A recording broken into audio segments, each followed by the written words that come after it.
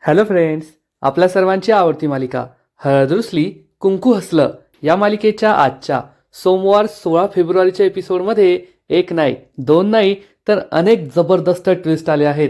मालिका दिवसेंदिवस खूपच भारी होत चालली आहे. मग नेमकं घडलंय तरी काय? तर फ्रेंड्स, बाळाबाईच्या निवडणूक प्रचाराला सुरुवात झाली आहे आणि बाळाबाई चांगलीच खुश होती. परंतु आढळरावांचा पहिला मुलगा समरने आपल्या कामाला सुरुवात केली आहे आणि त्याने चक्क गावात बाळाबाईचे जेवढे पोस्टर्स बॅनर्स लागले होते, बाळाबाईच्या घराबाहेर तिचं जे भलं मोठं बॅनर लागलं होतं त्याला सुद्धा काळं फासलंय. बाळाबाईच्या तोंडाला काळं फासलंय. त्यामुळे सगळ्यांनाच जबर धक्का बसला आणि त्यामुळे आमदार साहेबांनी चक्क बाळाबाईची उमेदवारी रद्द करण्याचा विचार केलाय. त्यामुळे बाळाबाई खूप घाबरली आहे. तर दुसरीकडे कृष्णा आणि समर या दोघांची ओळख झाली आहे आणि कृष्णाला समजलंय की आढळराव यांचा समर आणि समरच्या आईशी काहीतरी संबंध आहे. मग हे सगळं घडलं तरी कसं हे जाणून घेण्यासाठी हा व्हिडिओ शेवटपर्यंत नक्की पहा. फ्रेंड्स, आजच्या एपिसोडच्या सुरुवातीलाच बाळाबाईच्या प्रचाराचा नारळ फुटणार असतो आणि घराच्या बाहेर बाळाबाईंचं भल्लं मोठं पोस्टर लागलेलं असतं. बाळाबाईंचा विजय असतो. बाळाबाईंची ती पोज आणि भावी सरपंच असं या बॅनरवर लिहिलेलं असतं. आपल्या या बॅनरला पाहून, पोस्टरला पाहून बाळाबाई खूप खुश होते आणि मागे सगळे त्यांचे कार्यकर्ते अरे येऊन येऊन येणार कोण, बाळाबाईशिवाय आहेच कोण, बाळाबाईंचा विजय असो अशा घोषणा देत असतात. संपूर्ण वातावरण दणानून गेलेलं असतं. दलपत, कृष्णा, आढळराव हे सगळे तेथे असतात. दुष्यंत असतो. सगळे खूप खुश असतात. तेव्हा बाळाबाईचा माणूस रंग्या म्हणतो, बाळाबाई चला आजपासून तुमच्या प्रचाराला सुरुवात होणार, नारळ वाढवून प्रचाराला सुरुवात करा. बाळाबाई दुष्यंतला म्हणते, दुष्यंत नारळ वाढव. दुष्यंत सांगतो, नाही आई, तुझा प्रचार आहे ना, तूच नारळ फोड. बाळाबाई हो म्हणते आणि नारळ फोडून आपल्या प्रचाराला सुरुवात करते. सगळेजण बाळाबाईच्या नावाच्या घोषणा देत असतात. बाळाबाईंचा विजय असो, येऊन येऊन येणार कोण, बाळाबाईशिवाय आहेच कोण. आणि आपल्या नावाचा हा विजय घोष पाहून बाळाबाई खूप खुश होते. कारण बाळाबाईला हेच हवंय, पैसा आणि सत्ता. पैसा तर तिच्याकडे आहे जो तिने आढळरावांचा चोरलाय, पण आता आढळरावांची सत्ता सुद्धा तिला चोरायची आहे आणि गावचं सरपंच बनायचंय. पण आपला भोळा दुष्यंत मात्र खूप खुश असतो की आपली आई नक्कीच आता ही सरपंच पदाची निवडणूक जिंकणार. बाळाबाईच्या चेहऱ्यावरचा आनंद ओसंडून वाहत असतो की आजपासून आपल्या प्रचाराला सुरुवात झाली आहे. पण इकडे बाळाबाईचा आनंद कमी करण्यासाठी कृष्णाचा प्लॅन सुरू असतो. कृष्णा ही बंब्याला भेटायला येते. बंब्या विचारतो काय झालं, तर कृष्णा त्याला सांगते, बंब्या आता या पुढील माझा प्रवास आहे ना खूप खडतर असणार आहे आणि या प्रवासात मला तुझी साथ हवी आहे. कृष्णा ही बंब्याला काही सांगणार तितक्यात बाळाबाईच्या प्रचाराची रॅली तेथून जात असते. सगळेजण बाळाबाईंच्या विजयाचा जयघोष करत असतात. बाळाबाईंचे मोठे मोठे पोस्टर्स, बॅनर्स त्यांच्या हातात असतात. फटाके वाजवले जातात. बाळाबाईंचा विजय असो, भावी सरपंच बाळाबाई अशा सगळ्या घोषणा देत असतात. कृष्णा आणि बंब्या त्यांच्याकडे पाहतात. कृष्णाला खूप राग येतो.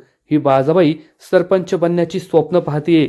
तिचा प्रचार सुरू झालाय म्हणून ती चिडते. कृष्णा आणि बंब्या हे झाडाच्या पलीकडे असतात.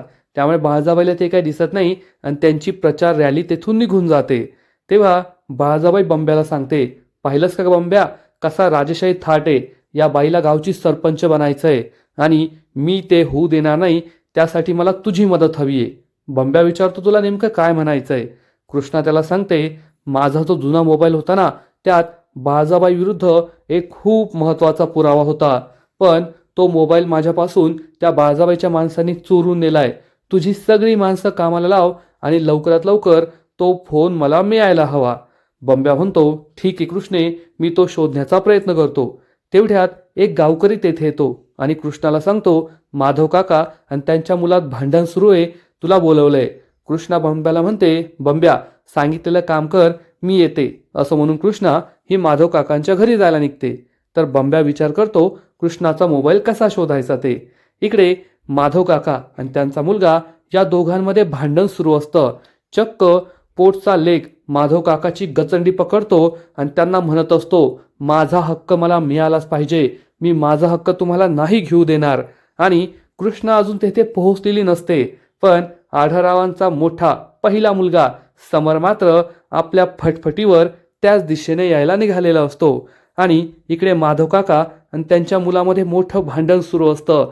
माधव काका खूप घाबरलेले असतात आणि गावकऱ्यांना विनवणी करत असतात, अरे वाचवा मला, हा माझा पोटचा लेकच मला मारून टाकेल, वाचवा, सोडवा कोणीतरी मला. आणि त्याच वेळेस समर हा आपल्या फटफटीवर तेथे पोहोचतो. त्याला पाहून माधव काका विनवणी करतात, ए पोरा वाचव मला, नाहीतर माझा पोटचा लेकच मला मारून टाकेल, जीव घेईल माझा. समर त्याच्या गाडीवरून स्टाईलमध्ये उतरतो आणि एकदम हिरोसारखी एंट्री घेत पुढे येतो आणि या दोघांना विचारतो नेमका मॅटर काय आहे. तर हा माधव काकाचा मुलगा सांगतो, काय सांगू दादा, हा माझा बाप आहे ना, माझी आई जिती असताना सुद्धा दुसरी बायको घरात घेऊन आलाय आणि आता आमचं राहतं घर त्या दुसऱ्या बाईला द्यायला निघालाय, मग आम्ही आमचा हक्क कसा सोडायचा. हे ऐकून समरला खूप राग येतो. माधव काका काहीच बोलत नाही, कारण समर सुद्धा समदुःखीच आहे आणि आढळरावांच्या बाबतीत सुद्धा हेच घडलंय. समर आणि समरची आई यांचा आढळरावांच्या घरावर प्रॉपर्टीवर खरा हक्क आहे. त्यांच्यावर खरा हक्क असताना बाळजाबाईने हा सगळा हक्क लुबाडलाय. बाळजाबाई आणि दुष्यंत या प्रॉपर्टीवर हक्क मागताय, त्यामुळे समर खूप चिडतो. ही तर आपलीच गोष्ट आहे असा विचार करून तो चक्क माधव काकाचा गळा पकडतो आणि विचारतो, ए काय रे, हक्क घेतोयस का त्याचा, लाज नाही वाटली का तुला. आणि तो चक्क माधव काकांचा गळा दाबू लागतो. माधव काका तडफडू लागतात आणि त्याच वेळेस कृष्णा तेथे येते आणि जोरात ओरडते, थांबा. आणि तिचा आवाज ऐकून समर थांबतो आणि कृष्णा त्याचा हात पकडते आणि त्याला जाब विचारते, आता काय जीव घेता का काय त्याचा, काय करत होता तुम्ही. तर लगेचच समर कृष्णाला सांगतो, माफ करा बाईसाहेब, पण हा माणूस सवतीला घरात घेऊन आलाय आणि पोटच्या लेकाचा आणि बायकोचा हक्क मारतोय, त्या सवतीला देतोय. कृष्णा चिडून म्हणते, सगळं मान्य आहे मला, पण असा गळा दाबून कोणताही निर्णय घेता येत नाही. त्यासाठी पोलीस आहे, कायदा आहे, गावकरी आहेत आणि तुम्ही जे केलंय ना ते एकदम चुकीचं केलंय. त्यामुळे समरची बोलतीच बंद होते आणि कृष्णा त्याला ठणकावून सांगते, असं उरावर बसून कोणताही निर्णय घेता येत नाही, बदला घेता येत नाही. त्यासाठी आपल्याला कायदेशीर पद्धतीने जावं लागतं. आणि ती माधव काका त्यांच्या मुलाला ठणकावून सांगते, दोघे घरात जा आणि कायद्याने आपल्यातील भांडण सोडवा. हे दोघे घरात निघून जातात. कृष्णा पुढे जाऊ लागते तर लगेचच समर हात पुढे करतो, मैत्रीचा हात पुढे करतो. पण कृष्णा ही त्याच्या हातात हात देत नाही आणि आपले दोन्ही हात जोडून त्याला नमस्कार करते आणि सांगते, अनोळखी माणसांना हातात हात मी देत नाही, त्यांच्याशी हात मिळवणी करत नाही. दोघेही एकमेकांच्या डोळ्यात पाहतात. कृष्णा ही तेथून निघून जाते आणि समर तिच्याकडे पाहतच राहतो आणि म्हणतो, कृष्णे, आपल्या दोघांची ओळख व्हावीच लागणार आहे. आज जरी मी तुला अनोळखी असलो ना तरी आपल्या दोघांचं घरचं नातं आहे आणि एक ना एक दिवस तू माझ्या कळपात येणारच. तेवढ्यात समरला झाडावर बाळजाबाईचं पोस्टर लावलेलं दिसतं. समर हे पोस्टर झाडावरून काढतो आणि म्हणतो, या बाईला पुरून उरायचं असेल ना तर तुझी आणि माझी ओळख व्हावी लागणारच कृष्णे. आणि तो बाळजाबाईचं हे पोस्टर चुरगळून टाकतो. म्हणजे एकूणच या सगळ्या गोष्टीवरून हेच कळत आहे की समर आणि बाळजाबाई या दोघांचा 36चा आकडा आहे आणि हा 36चा आकडा फक्त समरच्या आईमुळे आहे. कारण समरची आई ही आढळरावांची पहिली बायको आहे आणि समर हा आढळरावांचा मुलगा आहे. पण बाळजाबाईने या दोघांना बाजूला करून आढळरावांच्या आयुष्यात स्थान मिळवलं आणि त्यांचा हक्क हिरावून घेतलाय. त्यामुळे समर आणि समरची आई बदला घ्यायला परत आले आहेत. तर इकडे आढळरावांचा दुसरा मुलगा म्हणजे दुष्यंत, समरचा सावत्र भाऊ दुष्यंत, हा मात्र आपल्या घराबाहेर लावलेलं बाळजाबाईचं पोस्टर पाहत असतो. त्यावर थोडी धूळ लागलेली असते, त्यामुळे तो कपड्याने ते पुसतो. तेवढ्यात कृष्णा त्याच्यासाठी चहा घेऊन येते, दुष्यंतला चहा देते. पण कृष्णा ही वेगळ्याच विचारात दंग असते. दुष्यंतला हे समजतं की कृष्णाचं माझ्याकडे लक्ष नाहीये, ती कोणत्या तरी टेन्शनमध्ये आहे. त्यामुळे तो जाणून बुजून ओरडतो, आई गो किती गरम चहा होता, कृष्णा मला सांगायचं तरी. तर कृष्णा घाबरते आणि दुष्यंतला म्हणते, काय दुष्यंत सरकार, लहान मुलासारखं करताय, आता चहा कपात आणलाय, मग तो गरमच असणार ना, थंड असणार का, नीट पाहून प्यायचा ना.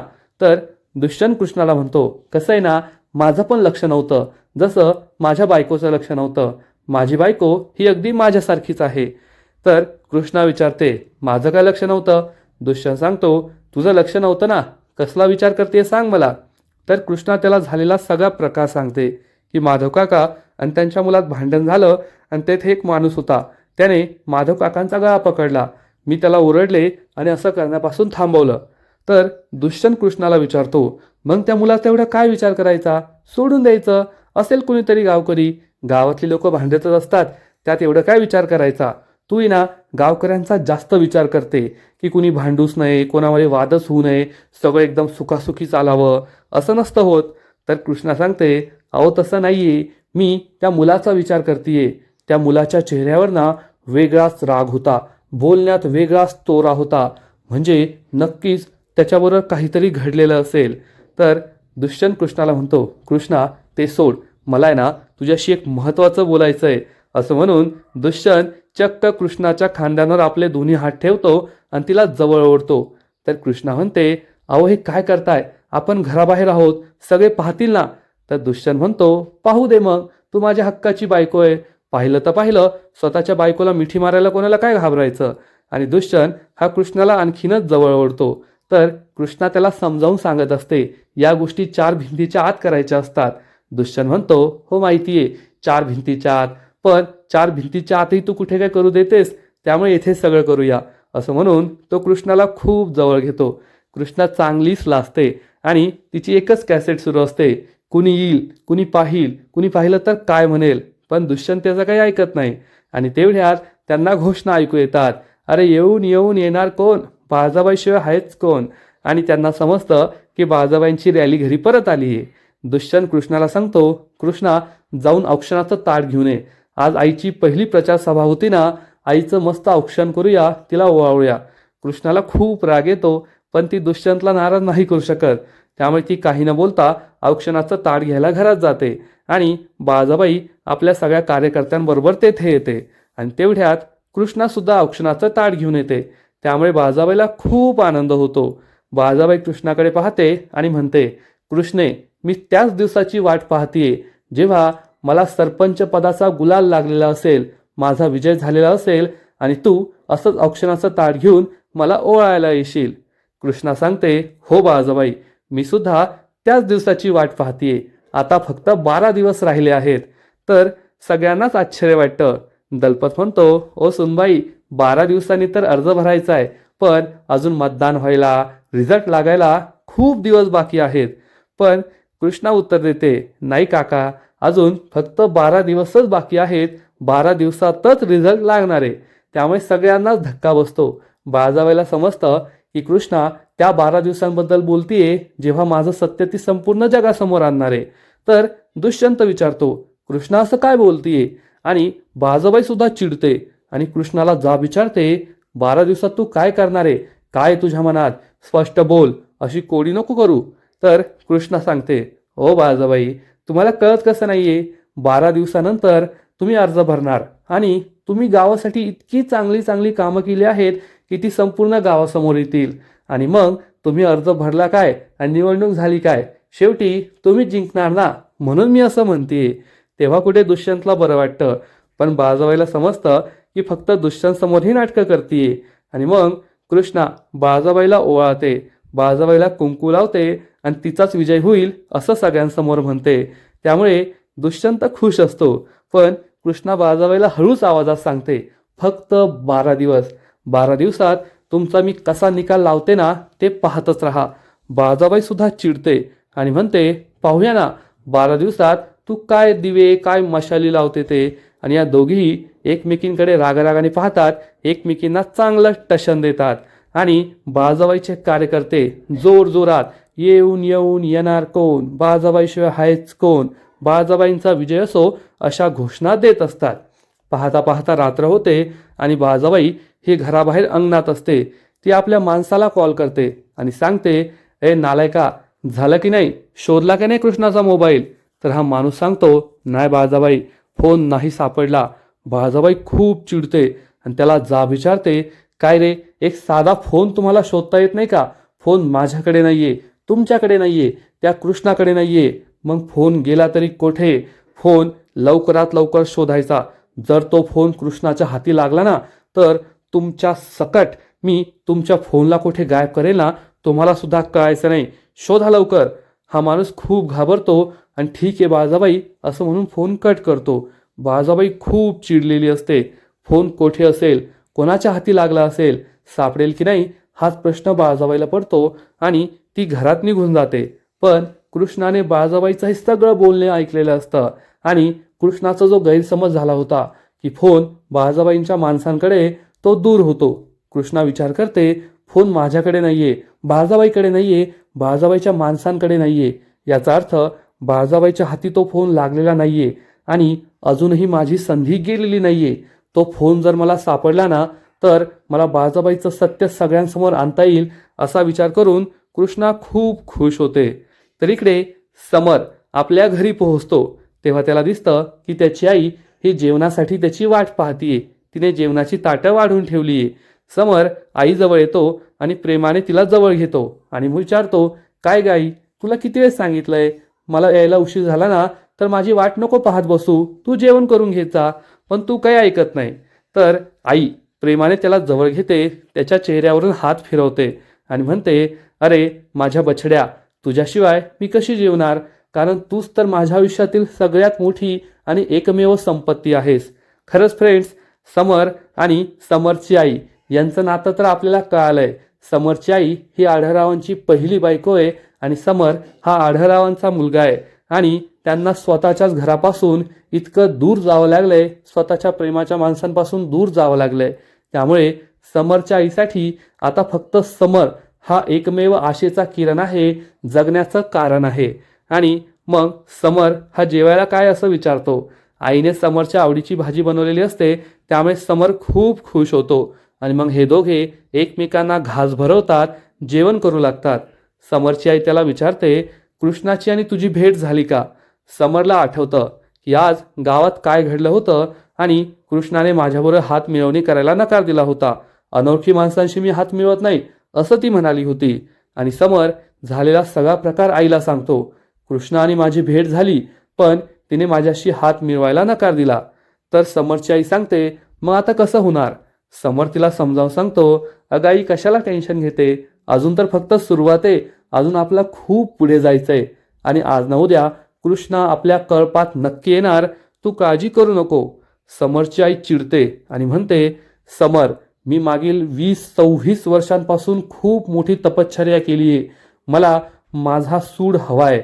त्या बाळजाबाईला तिच्या पापांचा हिशेब चुकता करावा लागणारच आहे. आणि समर हा आईला सांगतो, आय तू काळजी करू नकोस, मी आजच त्याची सुरुवात केली आहे. आज मी असं काहीतरी केलंय ना ज्यामुळे त्या बाळजाबाईला रात्रभर झोप लागायची नाही, रात्रभर तिच्या डोळ्याला डोळा लागायचा नाही. हे ऐकून समरच्या आईला आनंद होतो आणि मग हे दोघेही एकमेकांना घास भरवतात.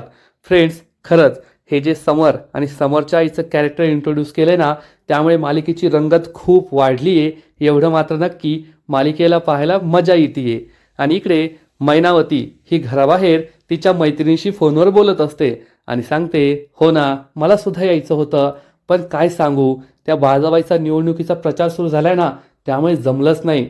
ठीक आहे मी बोलते तुझ्याशी नंतर असं म्हणून ती फोन कट करते आणि समोर पाहते तर तिच्या पायाखालची जमीनच सरकते आणि ती जोरात ओरडते, बाळजाबाई लवकर बाहेर या, समदे लवकर बाहेर या.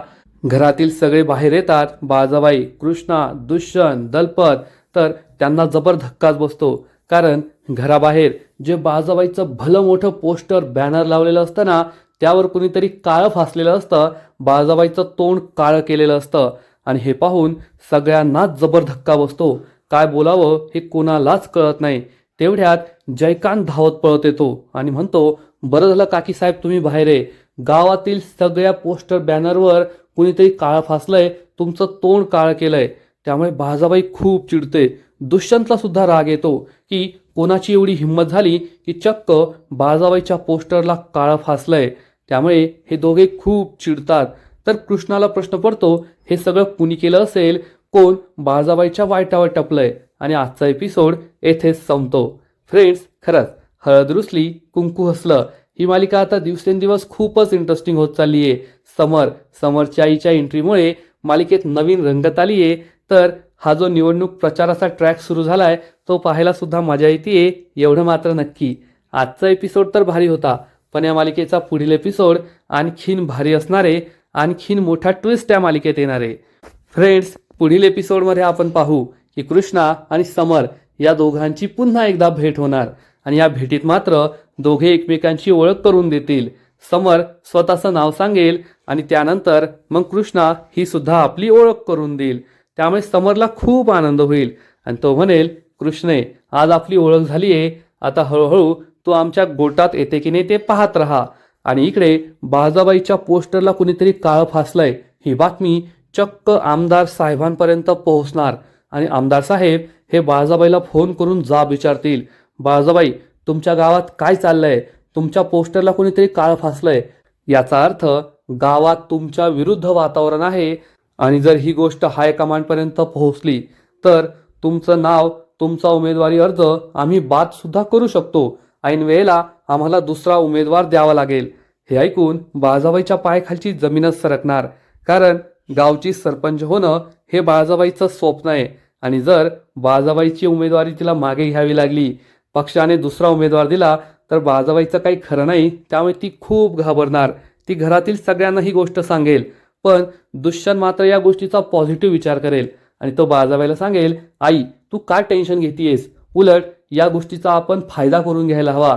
आपण तुझ्यासाठी सिंपथी मिळवूया, गावकऱ्यांना सांगूया की बाळजाबाई गावासाठी इतकं काहीतरी करते, पण कुणीतरी तिच्या पोस्टरला काळं फासलंय आणि या गोष्टीचा आपल्याला फायदाच होईल आणि तुला निवडणुकीमध्ये जास्त मतं मिळतील. आणि दुष्यंत आपला हा प्लॅन बनवणार. तर इकडे कृष्णा ही गावात असेल तेव्हा समर हा चक्क संपूर्ण गावकऱ्यांना पेढे वाटत असेल. कृष्णा त्याला दिसणार आणि समर तिला सुद्धा पेढे देईल आणि सांगेल की आज माझ्या आईचा वाढदिवस आहे आणि तो चक्क आपल्या आईचा फोटो कृष्णाला दाखवणार आणि हा फोटो पाहताच कृष्णाला जबर धक्का बसेल. कृष्णाला आठवणार, हा तर तोच फोटो आहे जो मी आबांच्या हातात पाहिला होता, त्यांच्या रूममध्ये पाहिला होता. म्हणजे नक्कीच समरच्या आईचा आणि आबांचा म्हणजेच आढळरावांचा काहीतरी संबंध आहे हे कृष्णाच्या लक्षात येणार आणि कृष्णा लगेचच समरला म्हणेल की मला तुमच्या आईला भेटायचंय. त्यामुळे समरला सुद्धा आश्चर्य वाटणार. मग आता कृष्णा ही समरच्या आईला भेटायला गेल्यावर समरची आई तिला आपलं सगळं सत्य सांगणार का, की मी आढळरावांची पहिली बायको आहे आणि बाळजाबाईने त्यांना फसवून त्यांच्याशी लग्न केलं आणि मग मला आणि माझ्या मुलाला घराबाहेर काढलं. जर हे सत्य कृष्णाला समजलं ना तर कृष्णाच्या आयुष्यात मोठा भूकंप येईल आणि त्यानंतर बाळजाबाई, दुष्यंत, आढळराव, संपूर्ण रांगणे पाटील कुटुंबाचं आयुष्यच बदलून जाईल, एवढं मात्र नक्की. आणि हा ट्विस्ट खूपच जबरदस्त असणार आहे, यात शंका नाही. तर फ्रेंड्स, तुम्हाला काय वाटतं? जेव्हा कृष्णा ही समरच्या आईला भेटायला जाईल तेव्हा हे सत्य तर ती नक्कीच सांगेल की मी आढळरावांची पहिली बायको आहे आणि समर हा आढळरावांचा मुलगा आहे. पण त्यापेक्षा मोठा खुलासा हा बाळजाबाईबद्दल सुद्धा होऊ शकतो, कारण बाळजाबाईने आढळरावांचा पहिला संसार कसा मोडला, त्यांच्या आयुष्यात ती कशी आली, तिचं बॅकग्राऊंड तरी काय होतं, बाळजाबाई ही कशी बाई होती, या सगळ्या गोष्टी सुद्धा आपल्याला कळतील आणि मग मालिकेची रंगत आणखीनच वाढेल. तर तुम्ही सुद्धा हे सगळे ट्विस्ट पाहण्यासाठी एक्सायटेड आहात ना? नक्कीच कमेंट करून सांगा. आणि हळद रुसली कुंकू हसलं या मालिकेचे असेच नवीन नवीन अपडेट्स सर्वात आधी जाणून घेण्यासाठी व्हिडिओला लाईक करा, शेअर करा, चॅनलला सबस्क्राईब करून बेल आयकॉनवर क्लिक करा, म्हणजे या मालिकेचे नवीन नवीन एपिसोड तुम्हाला सर्वात आधी पाहायला मिळतील. खूप खूप खूप धन्यवाद.